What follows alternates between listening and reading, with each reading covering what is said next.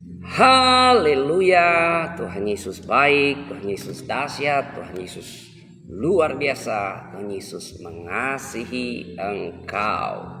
Yesus Kristus adalah Allah yang benar. Ya, jumpa lagi dalam kegerakan Daily Life Kingdom Principle, menghidupi prinsip kerajaan Allah setiap hari dengan cara yang paling sederhana. Kita mulai mempraktekkan firman Tuhan, menghidupi kebenaran firman Allah, karena kita percaya apa yang Tuhan Yesus ajarkan, bahwa manusia tidak hidup dari roti saja, tapi dari setiap firman yang keluar dari mulut Allah. Dan bagaimana kita mempraktekannya, memanifestasikannya dalam setiap kehidupan kita. Kita mulai dengan membaca Alkitab minimal 1 pasal sampai dengan 3 pasal setiap hari, dan kita ada kajian Injil, kajian Alkitab bersama-sama di channel Pendeta Raymond Mantik. Haleluya. Silakan saudara follow, subscribe channel Pendeta Raymond Mantik, dan saya percaya ya saudara pasti diberkati dengan kajian-kajian yang ada atau kebenaran firman Tuhan ya. Puji Tuhan, saudara-saudaraku yang kekasih, selamat datang buat kita semua. Dan silakan saudara ya, taruhkan namamu di live chat biar kita kenalan satu sama lain. Dan kalau saudara ada pertanyaan-pertanyaan diskusi, silakan saudara taruhkan di live chat dan kita akan coba menjawabnya ya. Dan pagi hari ini buka hati saudara dengan rela hati untuk menerima kebenaran firman Tuhan lewat kajian, dan kita akan mengkaji Matius pasal 17 ya, Injil Matius pasal yang ke-17. Saudara-saudaraku yang kekasih dalam Tuhan, mari bangkit murid-murid Tuhan, bangkit anak-anak Tuhan yang gemar, yang suka baca Alkitab setiap hari, dan kita bertekun dalam kajian, dalam pengajaran ya pagi hari ini. Nah, sebelumnya mari kita berdoa. Bapa Surgawi, kami datang di dalam nama Tuhan Yesus Kristus. Kami berserah hanya kepadamu lewat kegerakan Daily Life Kingdom Principle. Kami menghidupi prinsip kerajaan Allah setiap hari.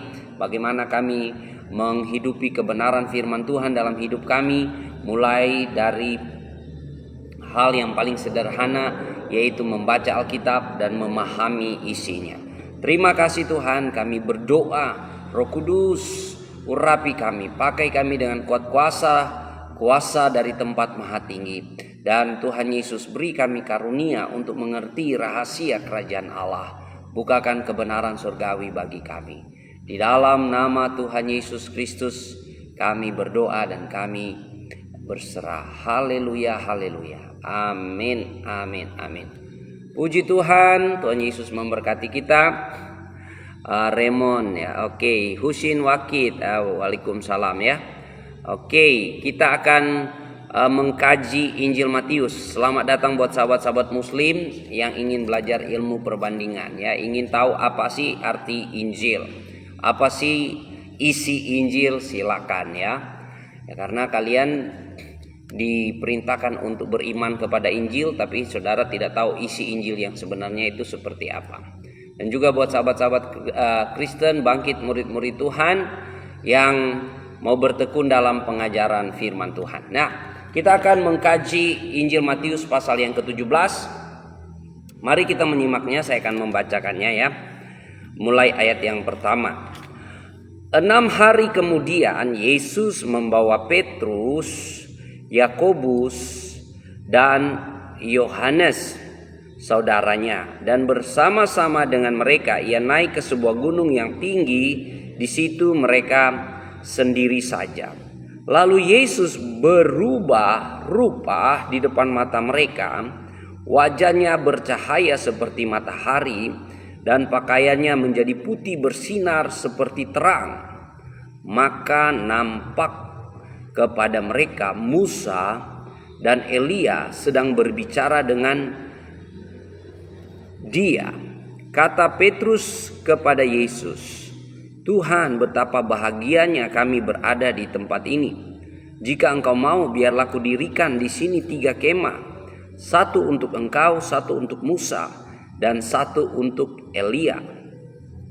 Dan tiba-tiba sedang ia berkata-kata, turunlah awan yang terang menaungi mereka, dan dari dalam awan itu terdengar suara yang berkata, inilah anak yang kukasihi, kepadanya lah aku berkenan, dengarkanlah dia.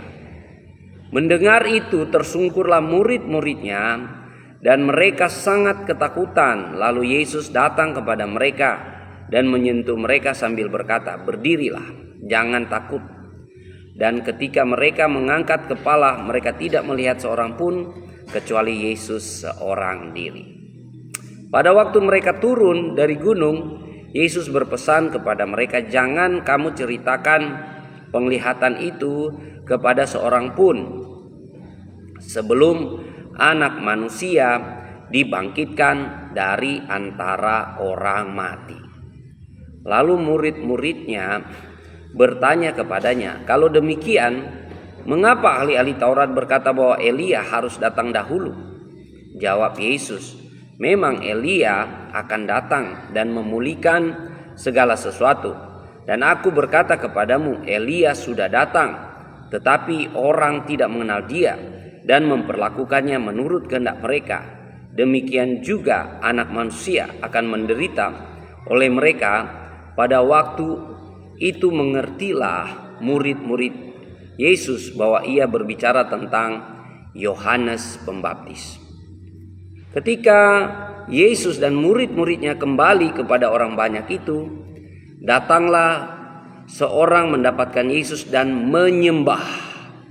Katanya, Tuhan, kasihanilah anakku, ia sakit ayan dan sangat menderita. Ia sering jatuh ke dalam api dan juga sering ke dalam air. Aku sudah membawanya kepada murid-muridmu, tetapi mereka tidak dapat menyembuhkannya. Maka kata Yesus, hai kamu angkatan yang tidak percaya dan yang sesat, berapa lama lagi aku harus tinggal di antara kamu? Berapa lama lagi aku harus sabar terhadap kamu? Bawalah anak itu kemari. Dengan keras Yesus menegur dia, lalu keluarlah setan itu daripadanya, dan anak itu pun sembuh seketika itu juga. Kemudian murid-murid Yesus datang, dan ketika mereka sendirian dengan dia, bertanyalah mereka, mengapa kami tidak dapat mengusir setan itu? Ia berkata kepada mereka, karena kamu kurang percaya. Sebab aku berkata kepadamu, sesungguhnya sekiranya kamu mempunyai iman sebesar biji sesawi saja, kamu dapat berkata kepada gunung ini, pindah dari tempat ini ke sana, maka gunung ini akan pindah, dan takkan ada yang mustahil bagimu. Jenis ini tidak dapat diusir kecuali dengan berdoa dan berpuasa. Pada waktu Yesus dan murid-muridnya bersama-sama di Galilea, ia berkata kepada mereka, Anak Manusia akan diserahkan ke dalam tangan manusia, dan mereka akan membunuh dia, dan pada hari ketiga dia akan dibangkitkan. Maka hati murid-muridnya itu pun sedih sekali. Ketika Yesus dan murid-muridnya tiba di Kapernaum, datanglah pemungut bea bait Allah kepada Petrus dan berkata, apakah gurumu tidak membayar bea 2 dirham itu? Jawabnya, memang membayar. Dan ketika Petrus masuk ke rumah, Yesus mendahuluinya dengan pertanyaan, apa pendapatmu Simon? Dari siapakah raja-raja dunia ini memungut bea dan pajak, dari rakyatnya atau orang asing? Jawab Petrus, dari orang asing. Maka kata Yesus kepadanya, jadi bebaslah rakyatnya. Tetapi supaya jangan kita menjadi batu sandungan bagi mereka, pergilah memancing ke danau, dan ikan pertama yang kau pancing, tangkaplah dan bukalah mulutnya, maka engkau akan menemukan mata uang 4 dirham di dalamnya. Ambillah itu dan bayarkanlah kepada mereka, bagiku dan bagimu juga. Ya, haleluya. Tuhan Yesus baik, Tuhan Yesus dahsyat, Tuhan Yesus luar biasa, saudara-saudara. Ya, jadi kita akan mengkaji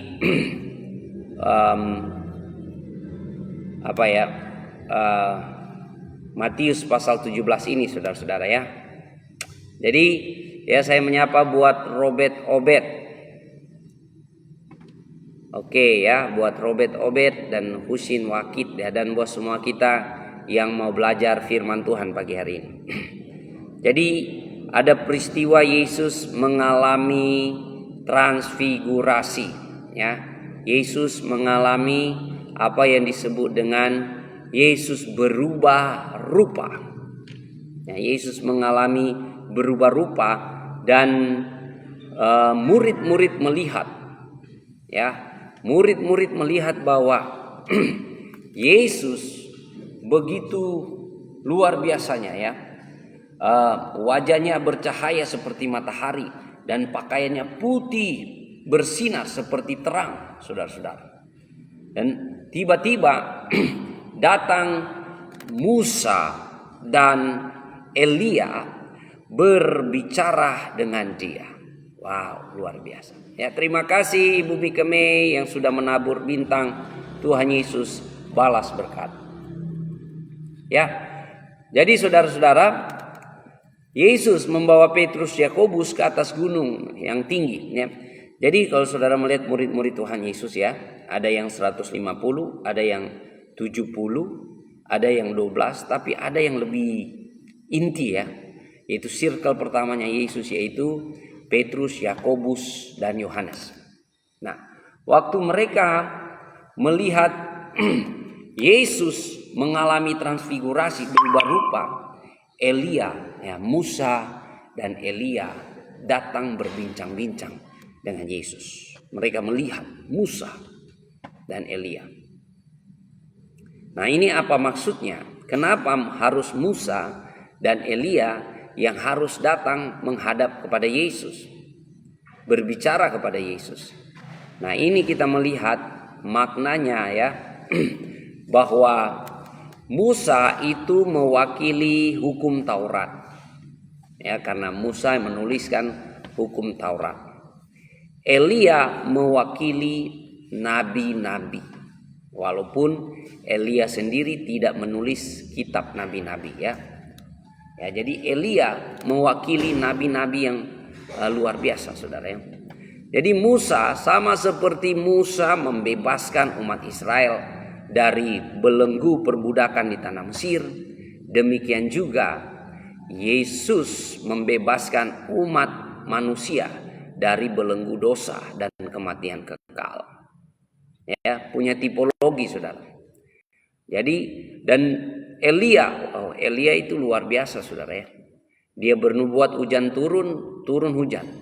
Dia bernubuat hujan tidak turun Banyak mujizat yang dia lakukan, saudara. Dan Elia ya, sama seperti Elia tidak mengalami kematian fisik. Dia terangkat ke surga. Ya, begitu pula dengan Yesus. Yesus melakukan banyak mujizat, Yesus melakukan banyak perkara ajaib, dan ketika dia bangkit dari antara orang mati, dia terangkat ke surga. Jadi Elia dan Musa yang datang ini, saudara-saudara,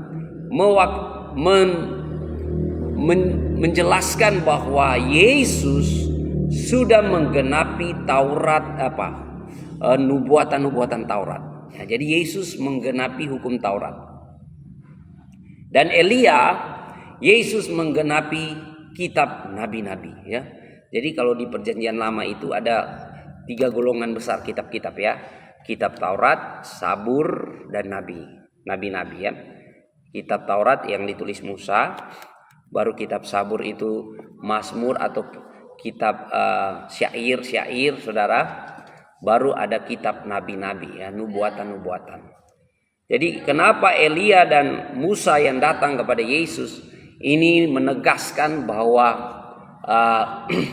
Yesus Kristus telah menggenapi Perjanjian Lama, baik Taurat maupun nabi-nabi maupun nubuatan-nubuatan mesianik yang ada di kitab Mazmur ya, atau kitab syair atau kitab Sabur, saudara-saudara.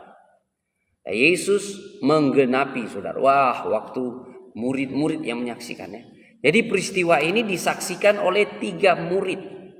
Ya, kalau kita melihat hukum di dalam Taurat, 2 orang saksi saja sudah cukup menjadi bukti.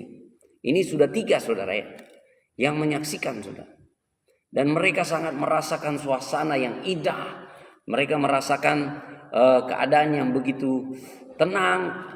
Bahkan mereka berkata, kalau boleh kita bikin tenda di sini, kita tinggal di sini aja. Ya, luar biasa, saudara.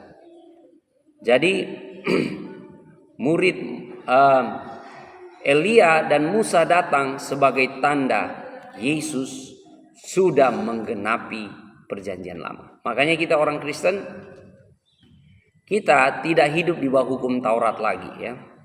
Kita hidup di bawah hukum kasih karunia. Kita tidak dibelenggu dengan aturan-aturan agamawi, tapi kita merdeka dengan hukum kasih, hukum kerajaan Allah. Nah, waktu murid-murid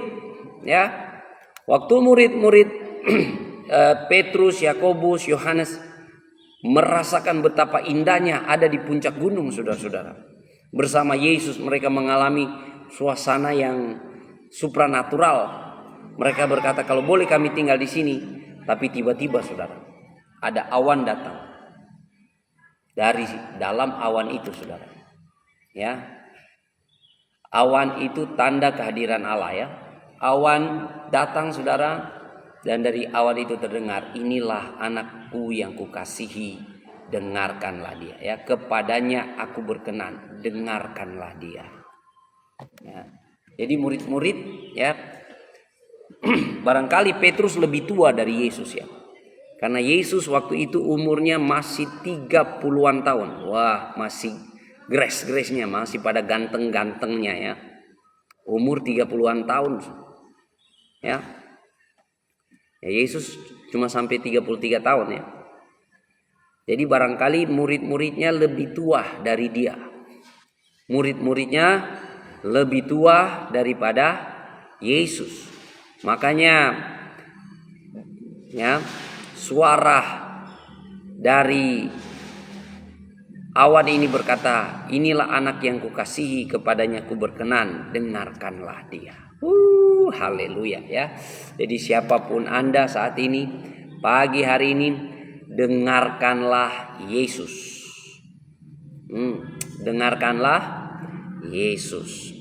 Ya, jadi di ayat 6 di sini katakan, mendengar itu tersungkurlah murid-muridnya dan mereka sangat ketakutan. Lalu Yesus datang kepada mereka dan menyentuh mereka sambil berkata, berdirilah, jangan takut. Ya. Dan ketika mereka mengangkat kepala, mereka tidak melihat seorang pun kecuali Yesus seorang diri. Nah, Yesus memperingatkan murid-murid Tuhan agar jangan dulu menggembar-gemborkan, ya, jangan dulu memviralkan cerita ini, pengalaman mereka, sebelum anak manusia dibangkitkan, ya, sebelum anak manusia dibangkitkan. Jadi murid-murid Tuhan sudah tahu Yesus akan mengalami salib, ya. Murid-murid Tuhan sudah tahu karena Yesus menubuatkan kematian dan kebangkitannya dan disampaikan kepada murid-murid Tuhan. Ya, lalu di sini, ya, di ayat 10, ya, lalu murid-murid bertanya kepadanya, kalau demikian mengapa ahli-ahli Taurat berkata bahwa Elia harus datang lebih dahulu, ya, sebelum datangnya akhir zaman. Bagi pengajaran orang-orang Farisi, orang-orang Saduki, Elia harus datang dulu. Ya, itu, ya, coba kita lihat ajaran perjanjian lama, ya. Kita lihat di Maleakhi. Maleakhi pasal 4 ayat 5. Sesungguhnya aku akan mengutus Nabi Elia kepadamu menjelang datangnya hari Tuhan yang besar dan dahsyat itu. Maka ia akan membuat hati bapak-bapak berbalik kepada anak-anaknya dan hati anak-anak kepada bapak-bapaknya, supaya jangan aku datang memukul bumi sehingga musnah. Nah, jadi ada istilah hari Tuhan, ya. Jadi menurut orang-orang Yahudi dalam pengharapan mesianik mereka, hari Tuhan akan terjadi, ya, kiamat akan terjadi ketika Elia datang lebih dahulu, ya. Jadi Elia harus datang lebih dahulu untuk menyambut hari Tuhan. Hari Tuhan adalah akhir zaman buat mereka, ya. Hari Tuhan adalah akhir zaman. Dan Yesus mengatakan memang Elia harus datang. Dan di sini di ayat 13 dikatakannya, pada waktu itu mengertilah murid-murid Yesus bahwa ia berbicara tentang Yohanes Pembaptis. Jadi Yohanes Pembaptis adalah nabi terakhir perjanjian lama. Yohanes Pembaptis disamakan oleh Yesus sebagai Elia. Yesus, ya, menandakan zaman baru yang namanya akhir zaman. Ya. Jadi akhir zaman di dalam Alkitab bukan nanti, tapi sudah, sedang, dan akan terjadi. Ya, saya sudah berulang-ulang sampaikan ini, tapi biar berulang-ulang supaya saudara makin jelas, ya. Jadi akhir zaman itu ditandai dengan kedatangan Yesus pertama dan diakhiri dengan kedatangan Yesus kedua. Jadi itu periode waktu, bukan satu titik di dalam satu waktu, ya.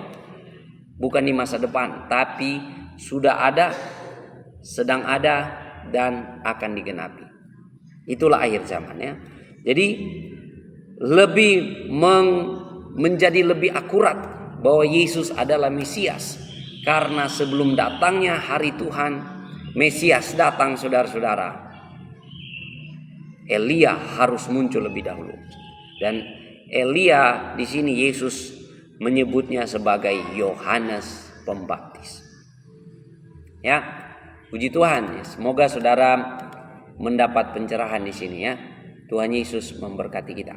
Nah, kita melihat selanjutnya Yesus menyembuhkan orang yang kerasukan setan. Ya, orang yang kerasukan setan, yang sakit ayan, dan orang tuanya, ya, sudah kemana-mana mencari jalan keluar tapi tidak mendapatkannya. Bahkan sudah kepada murid-murid untuk didoakan, tapi setannya belum keluar juga. Makanya dia datang, ya. Ketika Yesus dan murid-muridnya kembali kepada orang banyak itu, datanglah seorang mendapatkan Yesus dan menyembah. Ya, jadi Yesus itu disembah. Banyak orang menyembah dia, dan Yesus tidak pernah menolak untuk disembah. Itu bedanya, ya. Dia mengampuni dosa, dia tidak pernah menolak untuk disembah. Katanya, Tuhan kasihanilah anakku, ia sakit ayan dan sangat menderita, ia sering jatuh ke dalam api dan juga sering ke dalam air.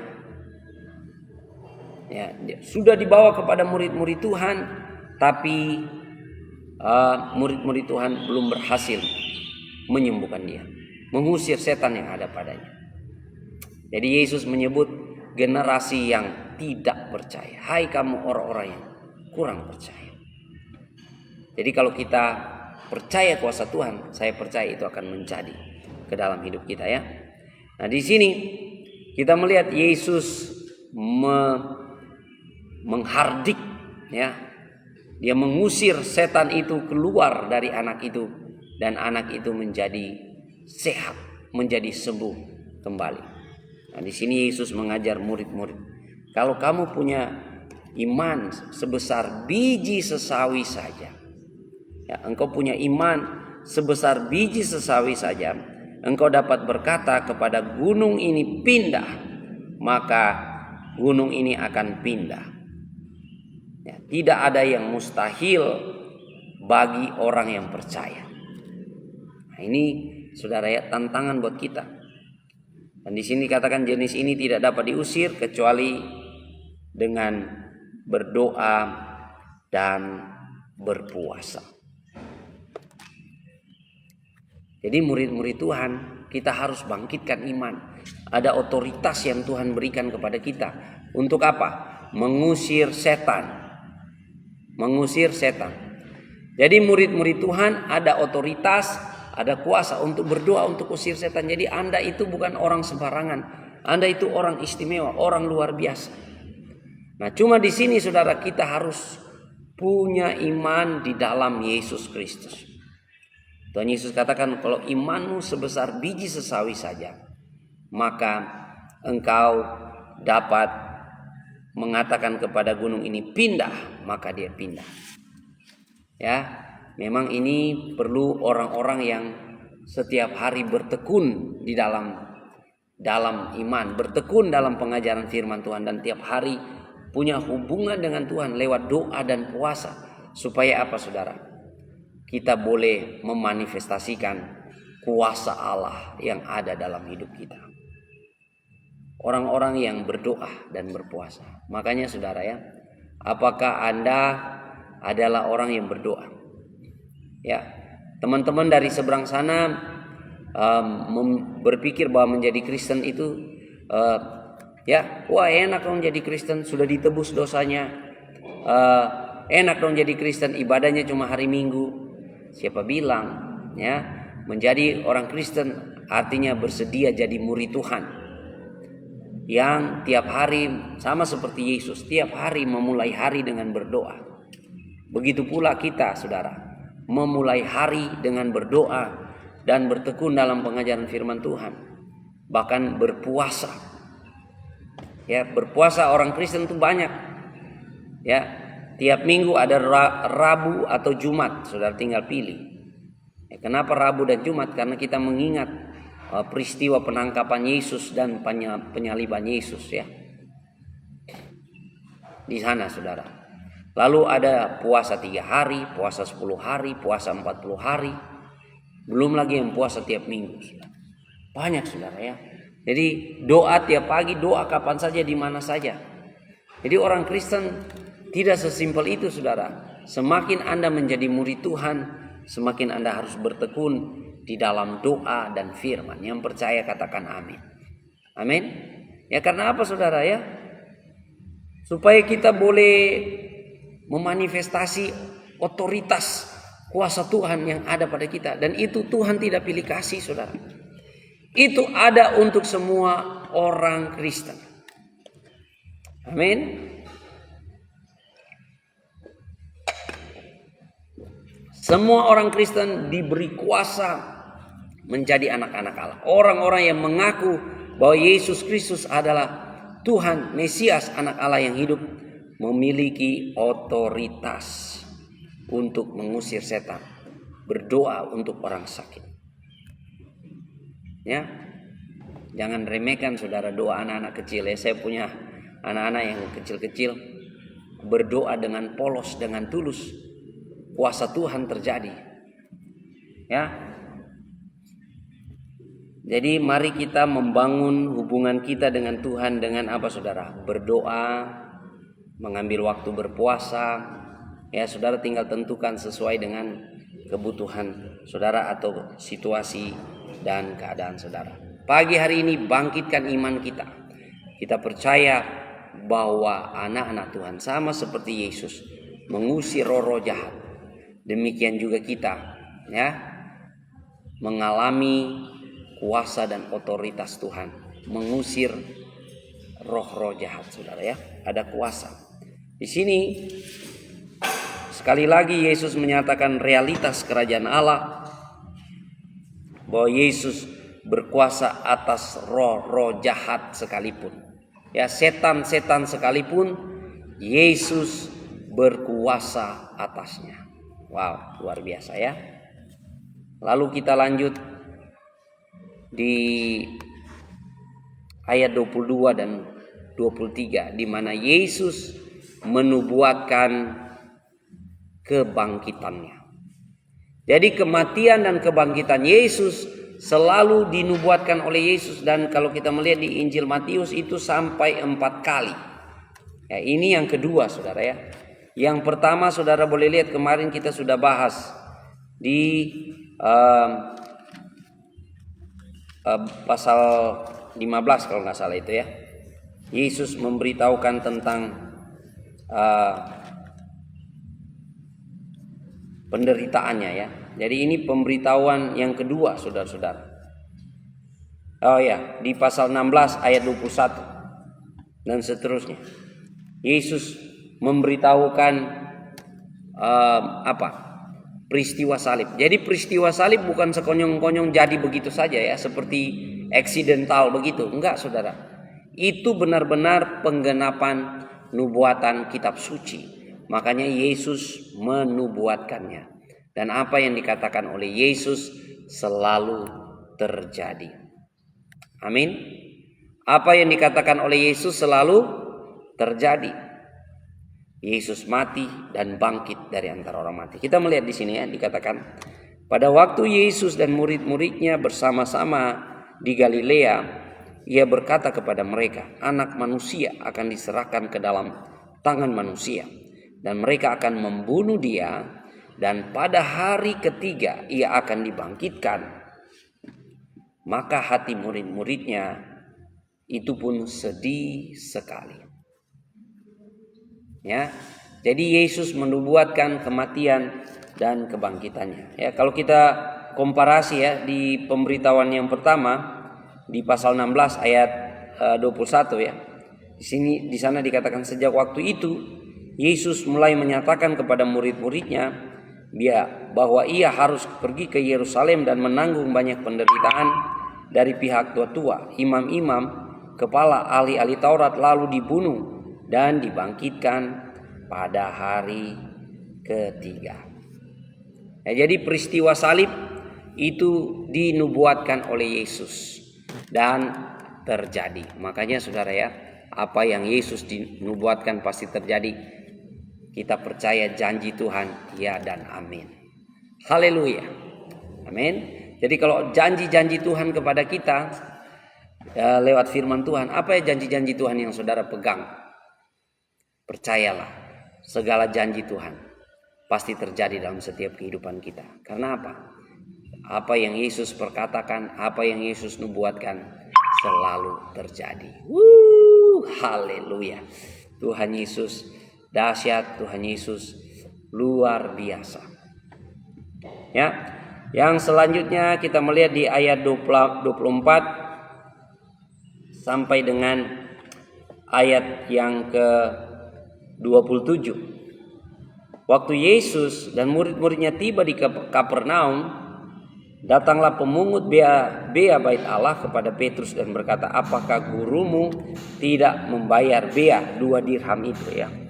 Barangkali karena Yesus sering mengajar di bait Allah. Yesus mengajar di rumah-rumah ibadat. Jadi ya, pemungut bea ya atau penagih pajak, menagih pajak, barangkali pajak profesi ya. Buat Yesus, pajak pekerjaan barangkali ya, ditagih kepada Yesus.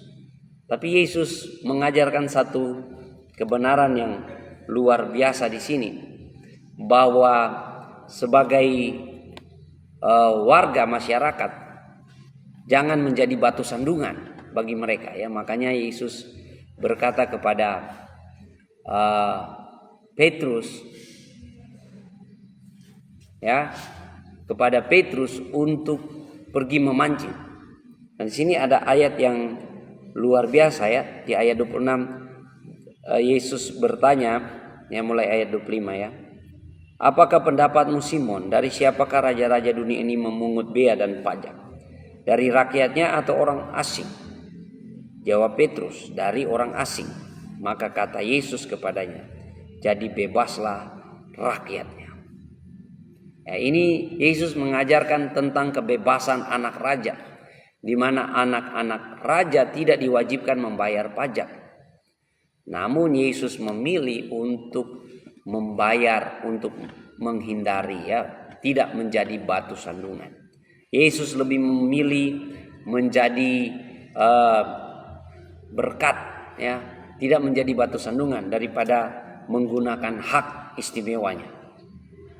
Makanya Yesus berkata kepada Petrus, pergilah pancinglah ikan dan engkau akan menemukan uang ya di dalam mulutnya, dan bayarkanlah pajak itu buat saya dan saudara.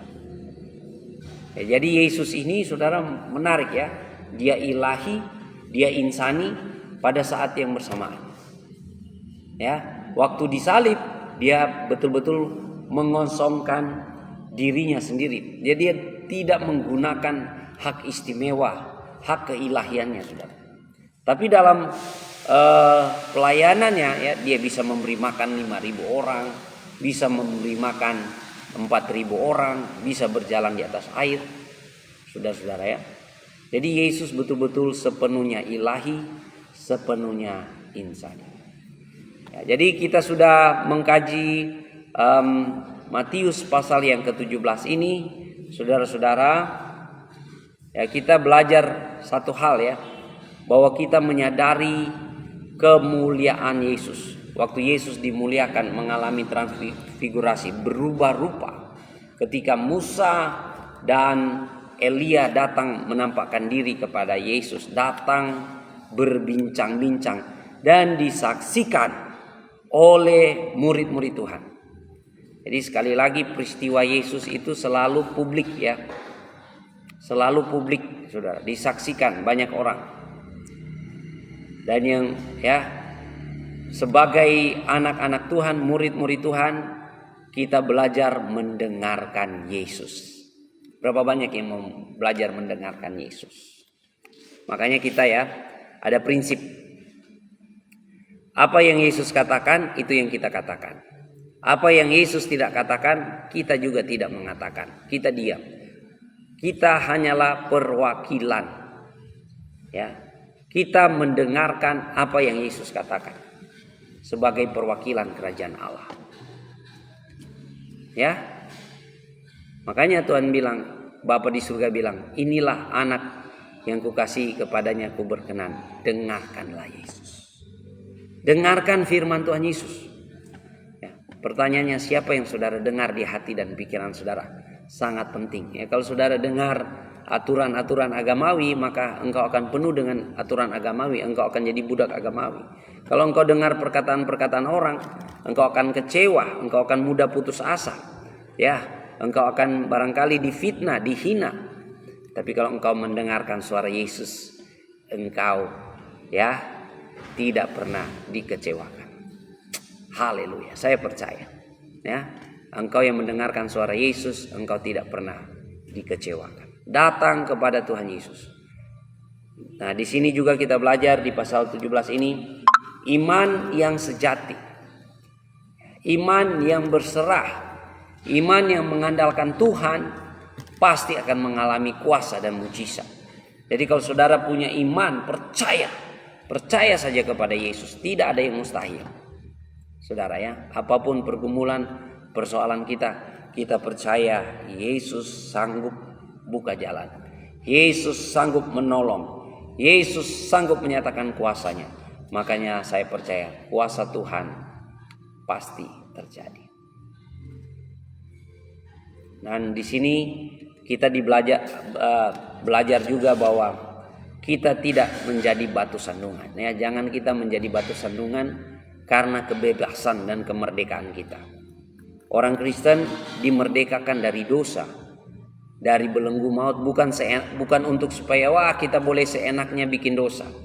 Ya, ini pemahaman orang-orang hedonis dan orang-orang humanis ya. Oh, orang Kristen tuh enak, bikin dosa seenaknya, kan sudah ditebus. Siapa bilang? Allah itu maha kasih, tapi dia juga maha adil dan maha kudus. Dia tidak mau dipermainkan. Jadi kalau kita sudah jadi orang Kristen, warga kerajaan Allah, hukumnya adalah hukum kerajaan Allah itu lebih tinggi hukumnya daripada hukum-hukum yang ada di dunia ini. Makanya kalau kita sudah dimerdekakan dari dosa, kita harusnya menaklukkan dosa. Saya percaya orang Kristen, anak Tuhan yang sungguh-sungguh hidup benar di hadapan Tuhan, tidak melakukan dosa lagi. Bahkan tidak punya keinginan hal-hal perkara-perkara duniawi. Ya, puji Tuhan. Saudara diberkati dengan kajian kita pagi hari ini. Amin. Ya, besok kita akan mengkaji Matius pasal 18. Maju anak-anak Tuhan dalam kegerakan daily life kingdom principle, menghidupi prinsip kerajaan Allah setiap hari dengan cara yang paling sederhana, saudara-saudara. Baca Alkitab. Makanya saudara ya, Apakah saudara baca Alkitab di rumah saudara? Penting sekali saudara ya. Baca Alkitab, memahami dan mengerti isinya. Supaya apa? Kita boleh melakukan, mempraktekkan. Semakin Anda praktek, semakin Anda mengalami kuasa. Semakin Anda taat, semakin Anda mengalami mujizat. Haleluya. Amin. Nah, masalahnya kita ini orang Kristen, kita hanya melakukan apa yang kita pahami, apa yang kita mengerti. Kita tidak melakukan apa yang kita tidak mengerti. Setuju nggak? Ya setuju ya. Anda tidak dapat melakukan sesuatu yang Anda tidak mengerti. Ya, misalnya contoh, Anda tidak tahu bahwa kasih terbang pesawat, tiba-tiba Anda mau kasih terbang pesawat. Ya, Anda butuh training dulu, sekolah, pelatihan. Ya, sama dengan baca Alkitab. Baca Alkitab ini ya, Anda tahu membaca, tidak serta-merta Anda langsung bisa mengerti isinya.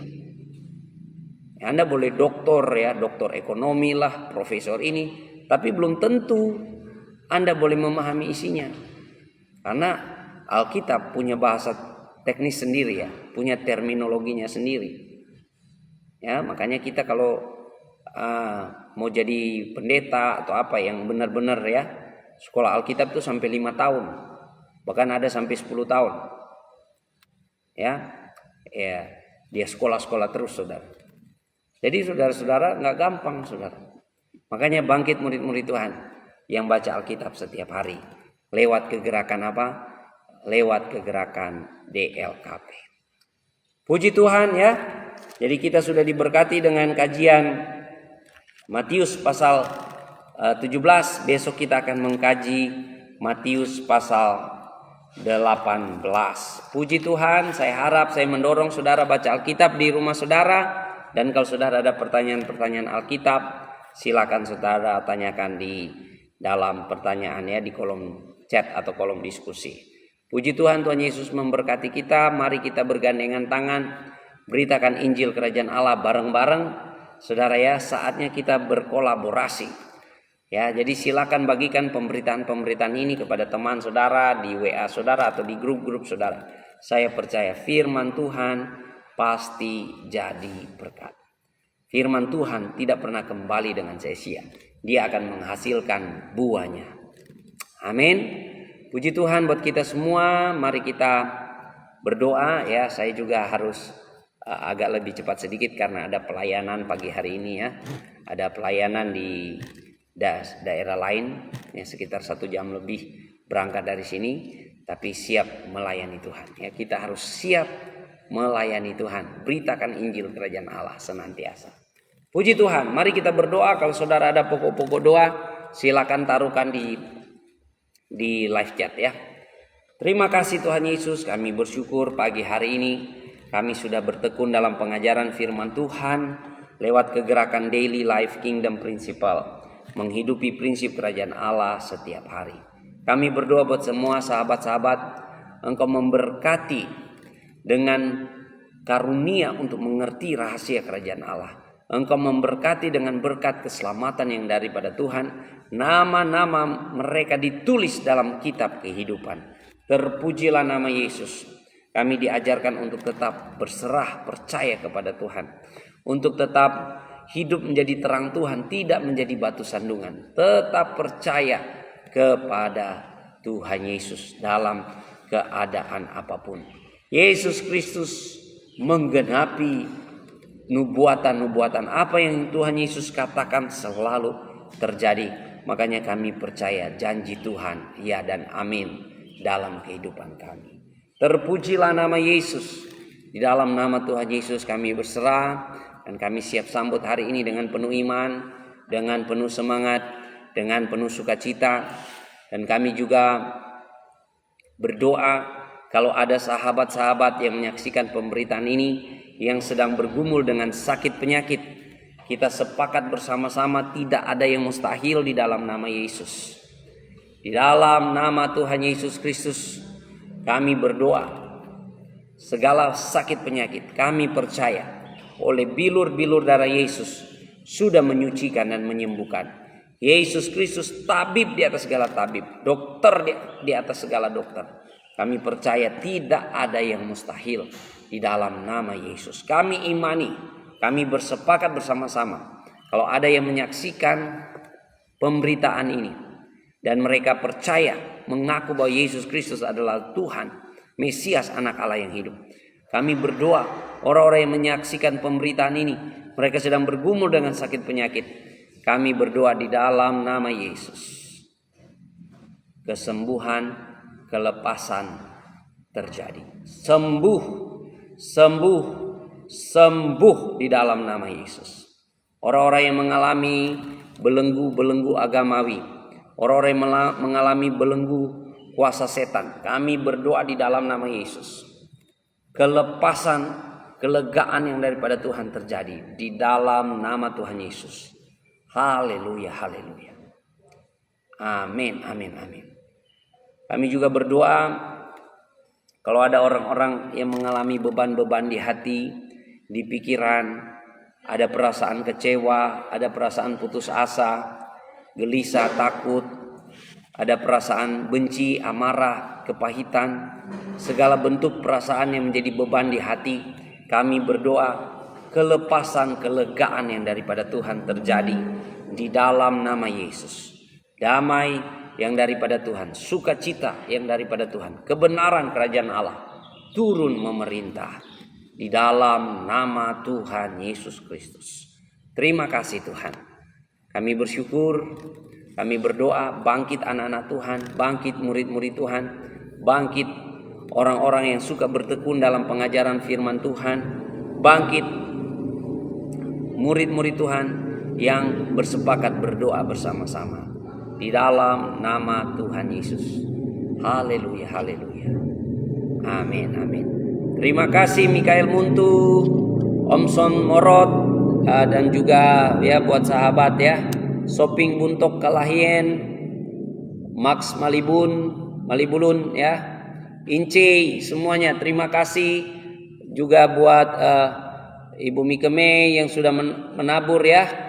Tuhan Yesus balas berkat, dan buat semua sahabat-sahabat yang mendoakan pemberitaan ini, juga buat Nuwawi Tea ya. Tuhan Yesus mengasihi engkau brother ya, saudaraku.